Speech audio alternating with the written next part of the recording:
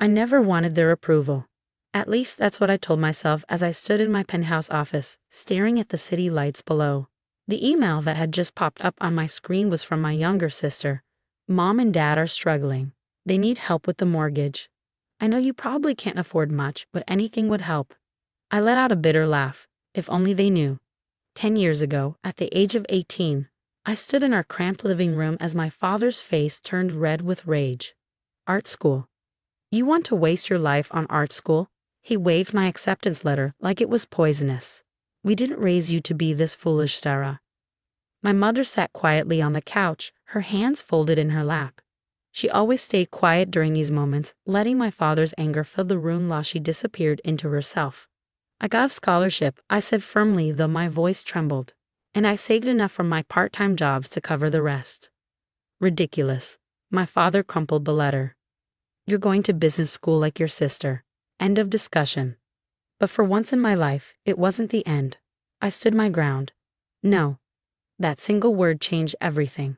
My father's face went from red to purple. Then get out. If you think you're smart enough to make it on your own, go ahead. But don't come crawling back when you fail. I packed my bags that night, hands shaking but resolve firm.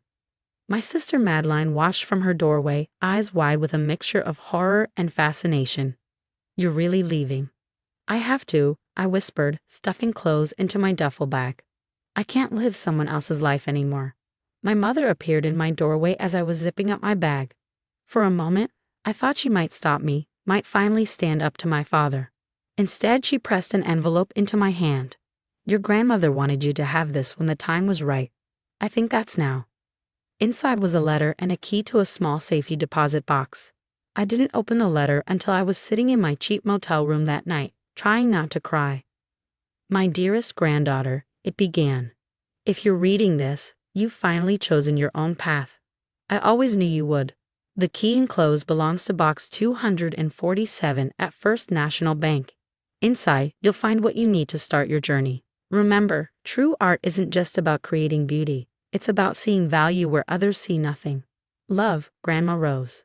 The next morning, I opened that safety deposit box with trembling fingers. Inside was a collection of what looked like old jewelry, some papers, and another letter. These pieces belonged to my grandmother, the note explained. She was an art collector in the 1920s. Most people think they're costume jewelry, but they're not. Find Marcus Chen at Golden Age Antiques. He'll know their true worth. I almost dropped the box when Marcus finished his evaluation. The costume jewelry was actually a collection of rare Art Deco pieces worth over $400,000. But more valuable than the money was Marcus's offer. I see you understand art's true value. How would you like to learn the business? That was the beginning. Marcus became my mentor, teaching me everything about the art and antique world. I learned how to spot genuine pieces, how to negotiate, how to build relationships with collectors. While my family thought I was probably waiting tables or living on the street, I was building a network that would become the foundation of my empire. Within 2 years, I opened my first gallery. By year 5, I had 3 locations and a reputation for finding hidden gems in the art world. Now, 10 years later, I own the largest private art dealership network in the country, with a personal net worth of over $14 million. My family never knew. They never bothered to check. The only photos they saw of me were carefully curated social media posts showing a modest apartment and simple life. My sister occasionally sent condescending messages about job openings at her company, in case you need real work. I kept the illusion going because it was easier than dealing with their sudden interest in my life. But now, staring at my sister's email about our parents' mortgage, I realized the time for illusions was over. I picked up my phone and called my sister. Madeline, bring Mom and Dad to my office tomorrow. I think it's time we talked. Your office? She sounded confused. You mean the coffee shop where you work? No, I said, looking around my penthouse suite at Morgan Tower. My actual office. I'll text you the address. Morgan Tower. She laughed. Sarah, you can't just walk into Morgan Tower and pretend you have an office there. Security won't even let you in the lobby. I smiled, thinking of the building I purchased last year. Trust me, they will. Just be here at 9 a.m. And Madeline? Tell Mom and Dad to bring their mortgage papers. All of them. The next morning, I watched through my office windows as they pulled up in my father's aging sedan. Even from 30 stories up, I could see their confusion as the security guard directed them to the private elevator, the one that only went to the penthouse floor. My assistant buzzed my intercom. "Your family is here, Ms. Harrison." "Send them in," I said, turning to face the door. The looks on their faces as they entered my office were worth every second of the past 10 years. My father stopped mid-stride, his mouth hanging open. My mother grabbed the doorframe for support. Madeline just kept blinking, as if expecting the scene to change. The office itself told the story of my success better than words ever could. Original paintings worth millions adorned the walls. My desk was a restored Art Deco masterpiece that would make museum curators weep. And through the floor-to-ceiling windows, the city spread out below us like a kingdom I'd quietly conquered. "Sarah?" My mother's voice was barely a whisper. "What is this?" "This," I said calmly, "is my office. Welcome to Harrison Fine Arts and Acquisitions." My father's face was doing that familiar red to purple transition. "Impossible. You're a barista or something. You post about your apartment, your struggle." I walked over to a painting on the wall, a piece I'd discovered at a small estate sale for $500 that was now worth $2.3 million. "Actually, I'm the owner and CEO of the largest private art dealership network in the country." Those social media posts, carefully crafted fiction. But Madeline was still struggling to form complete sentences.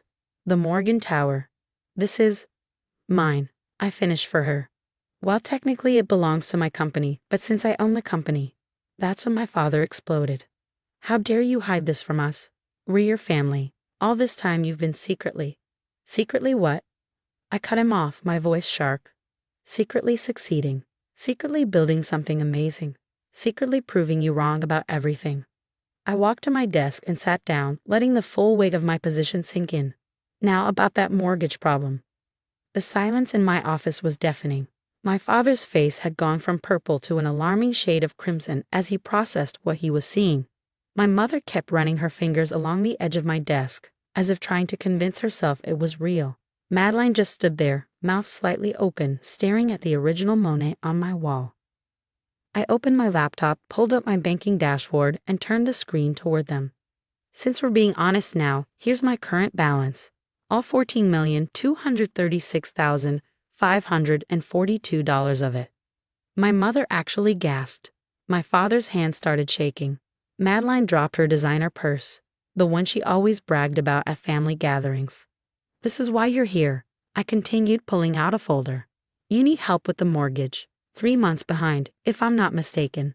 The bank is threatening foreclosure." "How did you?" Madeline started. "I own shares in that bank," I said flatly. "I know everything about our family's finances. I know about Dad's failed investments, Mom's credit card debt, and your underwater real estate ventures, Madeline." My father finally found his voice. "You knew we were struggling and did nothing? Your own family?" I stood up slowly, placing both hands on my desk. "Remember the night you kicked me out? Don't come crawling back when you fail. Those were your exact words, weren't they?" "That was different," he sputtered. "We were trying to protect you from making a huge mistake." "No," I said firmly. "You were trying to control me." "There's a difference." I walked over to the window, looking out at the city I'd conquered while they weren't watching. For 10 years, I built this company from nothing. No help, no support, no encouragement from my family. Just hard work, determination, and the gift Grandma Rose left me. My mother's head snapped up. "Rose? What did she?" "She believed in me." I cut her off. "She saw what none of you could, that I had a vision worth believing in. She gave me the tools to start this journey, but I built this empire myself." I turned back to face them. Every holiday dinner, every family gathering, I listened to your subtle jabs. "Still working at that little art shop, Sarah? When are you going to get a real job, Sarah?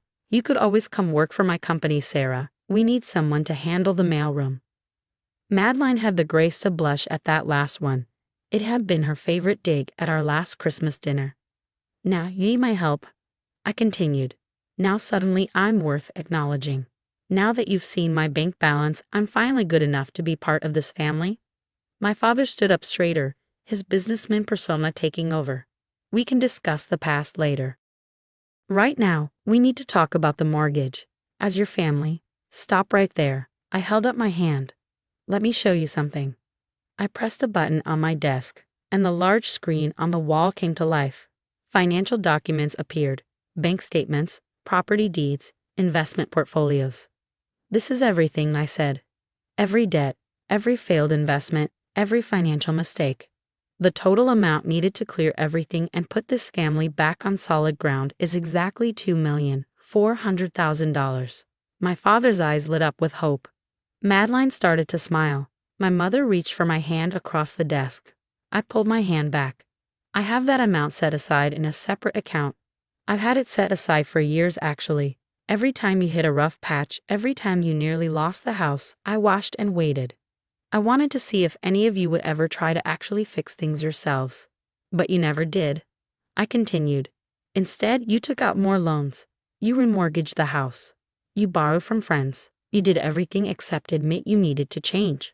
I sat back down at my desk. So here's what's going to happen. I will clear every debt. I will save the house. I will even set up a trust fund to ensure this family never faces financial hardship again. They all started to speak at once, but I held up my hand again. But there are conditions, I said firmly. First, Dad will retire. No more risky investments, no more trying to prove yourself. Second, Madeline will close her failing real estate business and go back to school. I know you always wanted to be a teacher before Dad pushed you into business. Madeline's eyes widened. I was the only one who remembered her original dream.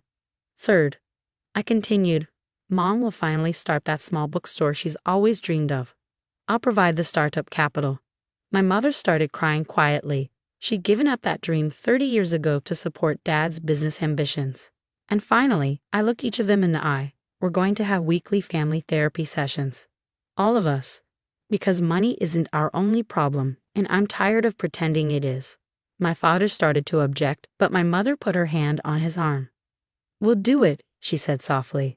All of it. I nodded, then pressed another button on my desk. My assistant entered with a stack of documents. These papers make everything official, I explained. The debt clearance, the trust fund, the conditions, everything.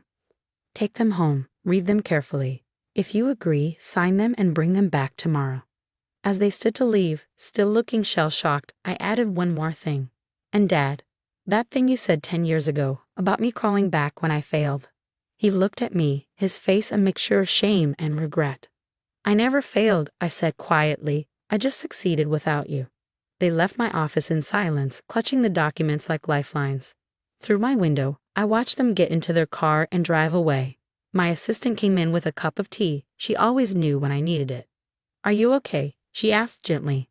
I thought about the past 10 years, the long nights, the hard work, the lonely holidays. But I also thought about the strength I found, the confidence I built, and the woman I've become. Yes, I said, smiling slightly. I think I finally am.